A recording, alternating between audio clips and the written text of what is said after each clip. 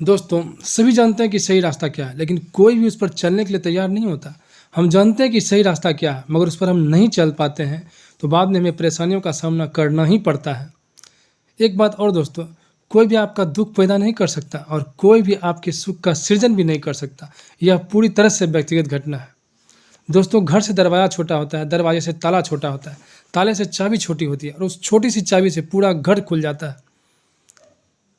यानी कि दोस्तों, छोटे छोटे विचार बड़े बदलाव ले आते हैं, लेकिन परेशानी हमारी है तो विचार भी हम ही को करने पड़ेंगे और शांति से विचार करने पड़ेंगे। एक बार एक सेठ जो कि बहुत मोटा हो गया था, अपनी शरीर में बढ़ी हुई चर्बी से काफ़ी परेशान था।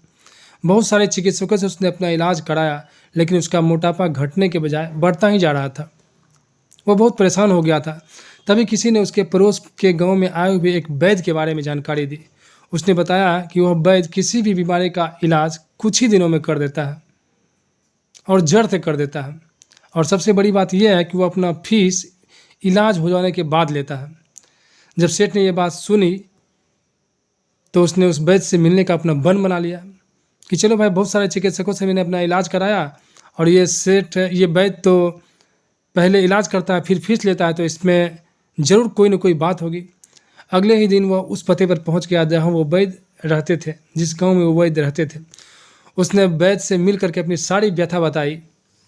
वैद्य ने बातें सुनी और कहा कि सेठ, मैं आपका इलाज तो करूंगा, लेकिन इलाज के नाम पर आपको एक चुटकी दवाई नहीं खिलाऊंगा, मगर आपको इलाज के बाद में मुझे पूरी फीस देनी होगी।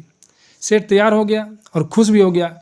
उसने कहा कि मैं दवाई खा कर के आजिज हो गया हूँ, अगर कोई आपके पास नुस्खा है तो आप वो बताएं, मैं अमल करूँगा और मैं आपकी पूरी फीस दूंगा अगर मेरी बीमारी से मुझे मुक्ति मिल गई तो।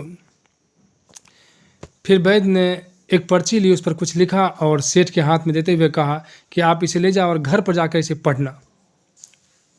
सेठ खुशीपूर्वक वह पर्ची लेकर अपने घर चला गया और घर पर जाकर के उसने पर्ची खोली और पढ़ा, और पढ़ते ही सेठ सदमे में आ गया। उसके पैरों के नीचे ऐसे ज़मीन खिसक गई थी।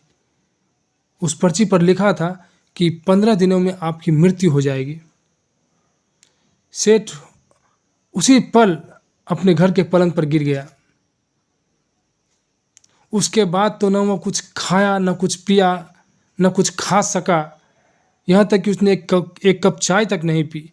और इसी तरह घंटे और दिन बीतने लगे।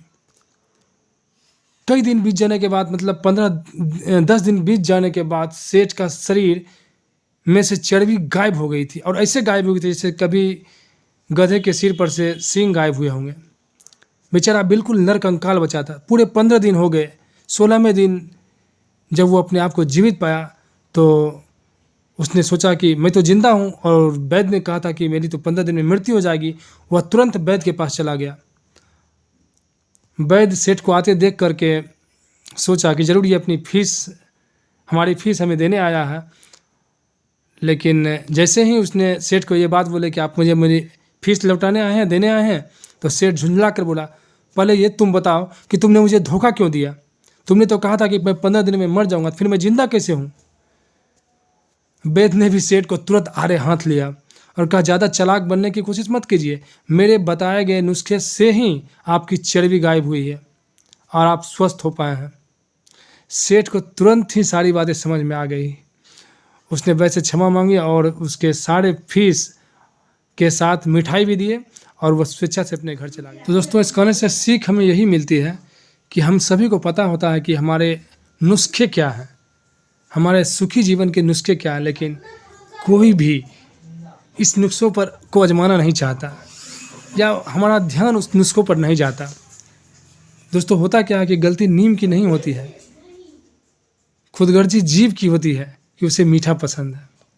तो दोस्तों, अगर ये कहानी आपको अच्छी लगी तो इसको लाइक ज़रूर करें, और अगर आपके अंदर कोई प्रश्न है तो आप हम प्रश्न को कमेंट में कर सकते हैं। हम कोशिश करेंगे उस प्रश्नों का सही जवाब आपको दे सकें। धन्यवाद।